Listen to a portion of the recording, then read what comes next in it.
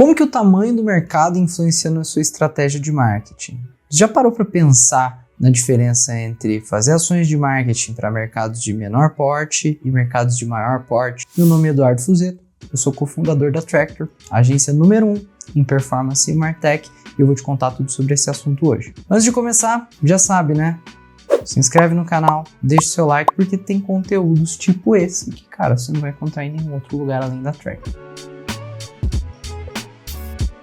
Você já deve ter se pego refletindo, qual que é o melhor canal de marketing para o meu negócio? Será que eu devo fazer anúncios no Facebook, no Instagram? Será que eu devo fazer Google Ads? Será que eu devo fazer e-mail marketing, participar de eventos e por aí vai, certo? Ou pode ser que você já esteja um passo à frente, onde o pensamento que você tem em relação ao marketing é, cara, marketing digital não funciona, eu não faço mais prospecção outbound, ads só servem para gastar dinheiro, vou desistir de produzir conteúdo e por aí vai, certo?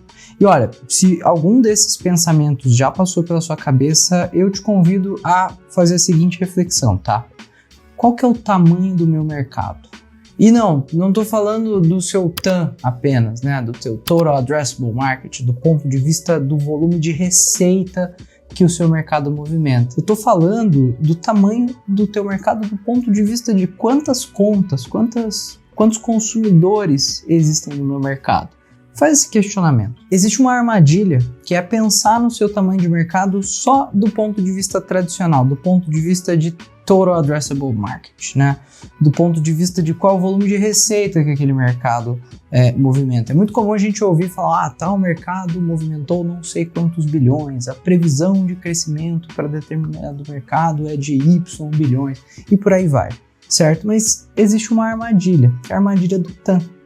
Eu vou dar um exemplo para que as coisas fiquem um pouco mais claras aqui para você, certo? Para exemplificar, eu vou trazer um mercado bastante abastado de dinheiro, né? Bastante rico, que movimenta muita coisa e tem algumas características peculiares. Vou usar o exemplo aqui do mercado de portos brasileiros, certo?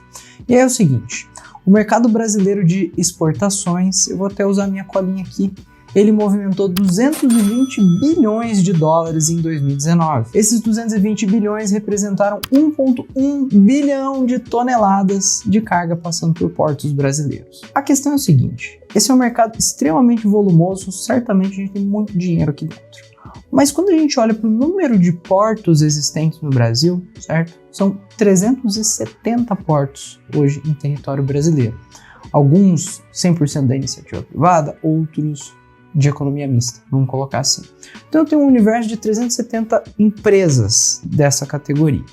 E aí vamos pensar no seguinte cenário, né? Vamos supor que você é uma empresa de software, você é um SaaS, e você tem uma solução ali, por exemplo, um ERP ou talvez algum sistema de gestão focado nesse segmento de portos. Quando a gente pensa nesse segmento, que movimenta grandes volumes de dinheiro, a gente está pensando num mercado amplo, mas na verdade eu tenho um mercado de 370 empresas. Vamos supor que dentro dessas 370 empresas, eu tenha, por exemplo, 5 personas ali, dentro de cada uma delas, que vão ser os meus influenciadores ou decisores em relação à contratação de uma determinada solução, como por exemplo o ERP. Isso faz com que eu tenha 1.850 targets potenciais para as minhas ações de marketing, considerando os meus decisores e influenciadores no processo. Ou seja, é um mercado extremamente restrito, apesar de eu ter um TAM bastante amplo. Eu tenho muito dinheiro sendo movimentado, mas a minha fatia de market share para comunicação ela está concentrada ali em quase 2.000 pessoas. Só vamos dar uma recapitulada aqui então rápida, né, no que é o nosso famoso TAM Samson, certo? Então, bom, primeiro, TAM, Total Addressable Market, é basicamente a disponibilidade total de mercado que eu tenho, todas as contas que compõem ali um determinado segmento, uma determinada zona de atuação. Quando eu olho, por outro lado, para o SAM, né, Serviceable Available Market, é um mercado, dentro do mercado existente, um mercado que está disponível para ser conquistado, um mercado que pode ser atendido de alguma forma. E por fim, eu tenho o SOM, que é o Serviceable Obtainable Market, que é um mercado disponível para negócio que eu posso efetivamente atender. Vamos supor que, por exemplo, você tenha um business que tem algum tipo de limitação geográfica. Eu sou um distribuidor de peças. e isso faz com que eu tenha que entregar produtos fisicamente para os meus clientes. E vamos supor que você atende apenas a região sudeste do país. Dessa forma, o seu som vai estar composto de empresas que estão dentro do teu TAM, que estão para negócio no mercado e estão dentro da região sudeste. Né? Você tem uma limitação aí. Isso restringe um pouco o nosso número de contas alvo. Feita a análise tensão-som, é natural que a gente chegue a números bastante elevados de volume de dinheiro e etc. A questão é importante olhar o número de consumidores potencial do teu mercado, o número de contas que a gente tem para conquistar ali. Eventualmente, esses consumidores eles vão representar um volume expressivo de dinheiro que vai estar concentrado em algumas poucas contas. Essa é a ilusão do TAM, do som, depende da sua lente de análise, grande, tá? E aí é o seguinte, independente do teu tamanho de TAM, ou vamos partir do pressuposto que é grande, beleza, tem muito dinheiro envolvido no meu mercado, mas independente disso, naturalmente ele vai cair em um desses dois cenários aqui, certo? O cenário número 1, que é o mercado onde eu tenho uma concentração de receita, certo? Esse é um mercado onde eu tenho um baixo volume de contas ou de clientes potenciais e eu tenho um ticket mais elevado para cada uma dessas contas, para cada um desses contratos, certo? É um mercado mais concentrado. Do outro lado, no cenário 2, eu passo a ter um mercado mais granularizado, certo? Um mercado granular, onde o meu número de contas-alvo, o meu número de clientes potenciais, ele é bem maior. Ao mesmo tempo em que eu tenho tickets mais baixos, né? Um mercado que está mais difuso ali, tem mais empresas dispostas a pagar valores menores. E em cada um desses dois cenários a gente vai ter uma lógica de operação um pouco diferente para cada um deles, certo? Enquanto no cenário número 1 eu tenho características como, por exemplo, olha, eu tenho contas menos volumosas, de ticket mais alto, eu vou ter uma tolerância a CAC, né? Eu vou poder ter um custo de aquisição mais elevado. Se eu vou ter um retorno mais alto, eu posso gastar um pouquinho mais para adquirir aquele cliente. Do outro lado, no mercado mais granular, eu já tenho uma preocupação um pouco mais rígida com o meu custo de aquisição, já que eu sei que os tickets são mais baixos, né? Não é que a gente vai deixar o CAC explodir aí no mercado cenário 1, mas a gente sabe que a gente tem uma tolerância maior. No cenário 1, eu tenho uma comunicação mais nichada, são poucas contas, um mercado mais restrito, então eu tenho que ter uma fala, eu tenho que ter um meio de comunicação mais específico. Enquanto no cenário 2, provavelmente eu vou ter que abraçar uma base muitas vezes mais heterogênea, né? Eu vou ter que falar com pessoas de perfis diversos, eu tenho um mercado mais amplo, um mercado com uma diversidade de perfis compondo ele. Por fim, uma outra característica que sempre vai influenciar mercados de cenário número 1 e é um pouco diferente no cenário número 2 é a comunicação ou a minha preocupação com empresas que estão off ou on market. O que é isso, né? Empresas que estão on market são empresas que estão efetivamente buscando pela sua solução, certo? Eu já percebi o problema, eu já me eduquei em relação à solução e eu estou procurando fornecedor, certo? Eu estou on market, eu estou para jogo, estou no mercado. Se você já pode ter ouvido falar a respeito da regrinha dos 95/5, né? 5% do seu mercado está comprando, os outros 95% não está no momento de compra. É relacionado a isso, mas isso é assunto para outro vídeo. Enquanto as pessoas que estão off-market são o caminho inverso, né? Eu, às vezes, ainda não me eduquei sobre o produto, eu até sei que existe o problema, mas não estou procurando nada, ou eu estou insatisfeito com o meu fornecedor atual, só que eu tenho contrato com ele por mais X meses, logo não posso fazer o movimento agora. Essas são empresas que estão off-market.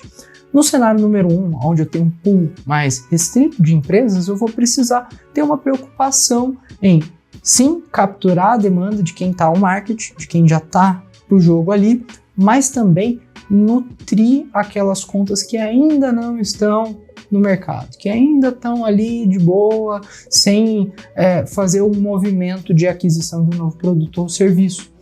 Enquanto lá no cenário 2, onde eu tenho volume mais expressivo, uma maior amplitude de mercado, eu consequentemente vou ter muito mais empresas que estão on market, que estão comprando. Por isso a minha estratégia muitas vezes vai ser mais direcionada para capturar essa demanda que já é existente, para pegar esses frutos que já estão mais baixos na nossa árvore. Em ambos os cenários você vai ter que se preocupar com empresas que estão on e off market, isso é um fato, mas é importante também que você entenda qual costuma ser a prioridade para cada um dos tipos de mercado, para cada um dos tipos de cenário que você vai enfrentar, certo? Ok, vamos trabalhar então agora alguns exemplos de diversificação de estratégia, do que a gente tem que fazer para navegar bem, para decidir bem a nossa escolha de canais para ambos os cenários. Começando com o cenário número 1, que eu acredito que é até o mais problemático para a maior parte dos casos, né? Aquele que costuma ter um pouco mais de dificuldade para navegar no marketing digital, uma vez que o marketing digital tende a ser uma coisa de escala, uma coisa de volume, né? Pensando no mercado mais restrito, eu tenho um número menor de contas, eu tenho um cenário um pouco mais de precisão. Essa é a palavra, tá? Essa vai ser a sua grande preocupação, essa vai ser o teu grande objetivo por meio das estratégias de marketing digital, de aquisição de clientes como um todo, certo? Você vai ter que ter uma distribuição precisa, certo? Pensa no seguinte, já que você tem poucas personas-alvo, né? Vamos voltar lá no exemplo da RP, são só 1.800 pessoas, né, dentro do mercado como um todo. Dessa forma, se você tentar distribuir conteúdos via redes sociais no orgânico, fazer anúncios via Instagram e Facebook, fazer uma distribuição, às vezes, de um comercial por televisão, vai ser muito difícil que você acerte no alvo, né? Eu tenho poucos alvos e eu estou tentando dar tiros muito longos sem ter tanto controle. Por isso é preferível que você opte ou por técnicas para esses canais ou por canais que você tenha um maior nível de controle ali no direcionamento das suas ações de comunicação. Quais canais, quais técnicas, o que eu posso fazer? Me dá alguns exemplos. Então vamos lá. Bom, alguns exemplos de abordagem que você pode ter para o cenário número 1. Primeiro deles, vamos seguir na linha dos ads aqui. Uma linha de abordagem que você pode ter dentro de ads é usar plataformas como, por exemplo, o LinkedIn Ads. Ah, mas é só fazer anúncio dentro do LinkedIn Ads? Não, é justamente uma técnica de abordagem dentro do LinkedIn Ads que pode te ajudar nisso, que é o microtargeting ou o account-based marketing dentro do LinkedIn. O LinkedIn permite que você trabalhe com audiências extremamente restritas, segmentando por empresa, cargo, nível de senioridade, até você chegar numa audiência de algumas poucas milhares de pessoas, enquanto, sei lá, no Facebook você vai trabalhar com milhões. Do outro lado, você vai ter ali uma abordagem mais ABM, onde você nomeia quais são as empresas para as quais você quer anunciar e direciona os anúncios apenas para elas. Outro exemplo, quero usar Meta Ads na minha composição de funil. Como é que eu faço? Tem alguma técnica que viabiliza esse canal, que a princípio é um canal de escala? Tem. Você pode usar o teu Meta Ads principalmente focado no remarketing, certo? Dessa forma, você vai ter uma mídia ali que vai ajudar você a estender o relacionamento com o usuário. É uma mídia que vai ser direcionada para pessoas que já visitaram o teu site ou que já converteram em algum outro ponto, como por exemplo um evento, uma feira, enfim, são N as opções. Mas, eu posso utilizar outros canais, como por exemplo uma feira de segmento. Eu vendo para portos, cara, eu vou numa feira focada no segmento de portos, ou uma feira onde eu sei que os meus stakeholders, os interessados estão, né? Eu quero conversar com portos, eu vou numa feira que às vezes está conectada à logística de alguma forma. Dessa maneira você consegue ir direcionando um pouco melhor o teu trabalho de comunicação. Lembrando que mesmo um evento também é um canal de comunicação, assim como os teus ads são um canal de comunicação.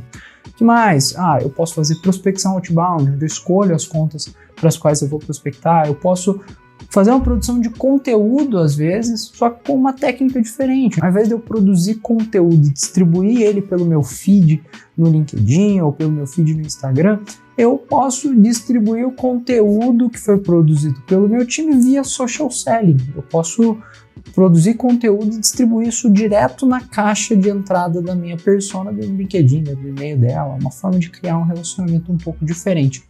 O ponto que envolve, né, todos esses canais aqui é precisão.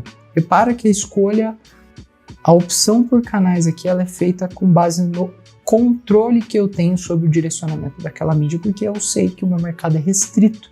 Então, se eu disparar para todo lado ou usar uma abordagem super ampla, Isso vai fazer com que eu tenha um índice de desqualificação de leads muito alto, vai fazer com que eu desperdice dinheiro com audiências que não estão nem aí porque eu faço, dentre vários outros problemas que vão só encarecer a minha estrutura de aquisição. E agora, como é que eu trabalho o lado oposto, né? Supondo que eu tenho um mercado granular, onde eu tenho bastante amplitude, muita gente, bastante demanda para capturar. Qual que é a minha preocupação nesse cenário? A preocupação que você vai ter aqui é garantir que você tenha uma distribuição ampla e eficiente.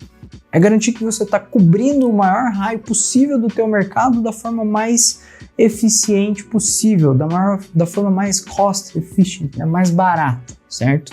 Normalmente a eficiência sob a perspectiva do custo é uma das mais importantes, mas não é só isso, tá? Não adianta ser só alcance, o maior alcance possível no menor custo possível. Existem meio termos ali que devem ser analisados, mas a premissa é essa, certo? Então, ao invés de você fazer uma distribuição de conteúdo via social selling, aqui você vai poder apostar em outras formas que escalam mais, tá? Essa é a palavra. Você tem que ter um formato de comunicação que escale, que permita que você tenha amplitude, que permita que cada vez mais você fale com mais gente. Vamos para alguns exemplos. O primeiro deles, já seguindo a linha do conteúdo aqui, é, por exemplo, esse formato que vocês estão vendo. Um vídeo no YouTube é uma mídia que tem um potencial de escala, uma vez que o YouTube é o segundo maior mecanismo de buscas hoje no mundo, tá? Primeiro é o Google, o segundo é o YouTube. A segunda forma onde as pessoas mais pesquisam é dentro do YouTube.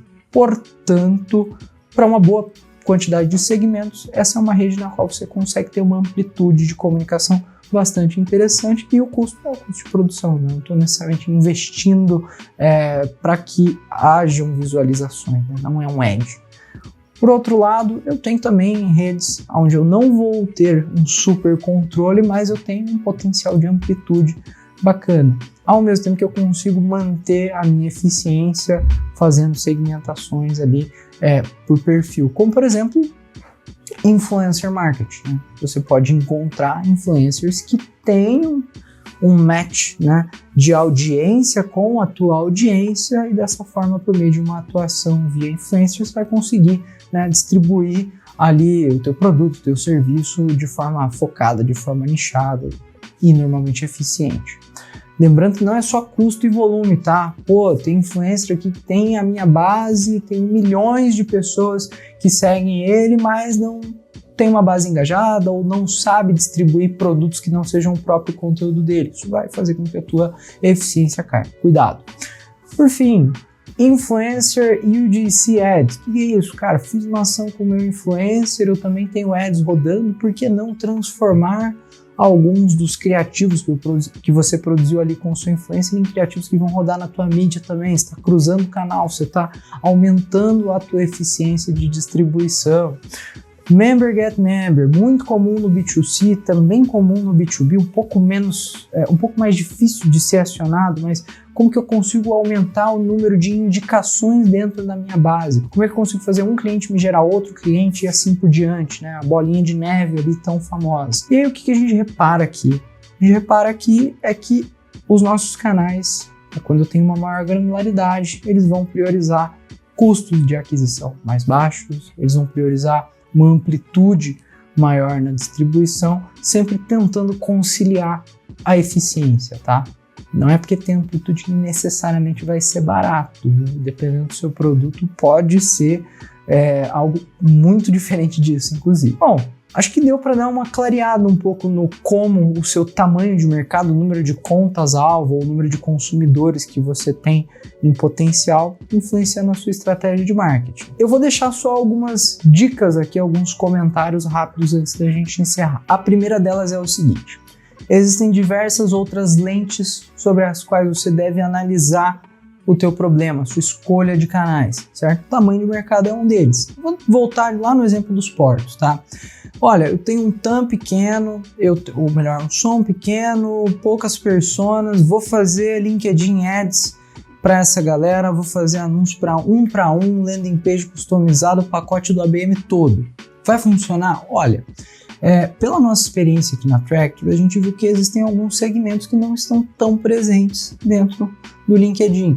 E é possível que, às vezes, um diretor de operações de um porto, que é um segmento um pouco mais tradicional, não seja um usuário tão frequente, certo? Dessa forma, eu tomaria cuidado. Apesar de eu ter um canal que me permite fazer um controle preciso da minha mídia, a minha persona não tá lá e não vai dar certo, tá? Então observe o problema por outras óticas, além do tamanho de mercado, é claro. E é o seguinte, número 2, eventualmente isso vai ter tão amplo. Você fala, pô, tem empresa pra caramba no Brasil, tem muita gente que tá dentro do meu mercado, o meu TAM é amplo. Porém, quando você olha, às vezes, para algumas decisões de negócio da tua empresa, essa fatia ela vai reduzindo e você nem parou para pensar nisso. Exemplo, vamos supor que você seja um escritório de contabilidade. Cara, toda empresa aberta em território nacional, tirando os MEIs, precisa de um escritório de contabilidade, precisa de um contador para fechar balanço. Estamos falando de milhões de empresas, ou seja, muito amplo. Só que aí o seu escritório de contabilidade é especializado em empresas do lucro real que faturam mais de 1 bilhão no ano. Quantas empresas a gente tem no Brasil com essas características? A gente já reduziu para algumas milhares de empresas esse número. Dessa forma, apesar de eu estar no mercado super amplo, eu vou precisar atuar de forma mais nichada, atuar com um nível de controle maior das minhas ações. E por fim, a dica de ouro, tá? É basicamente um lembrete para mim mesmo até do porquê a gente fez esse vídeo hoje. Fiz esse vídeo porque a gente cansou de ver empresas tomando decisões erradas de escolha de canal, de estratégia de marketing, muito influenciadas por, olha, essa é a rede social do momento, essa é a estratégia que é a maior tendência lá na gringa, tem tal empresa fazendo isso, aí porque o Nubank, porque a Apple, porque a Google.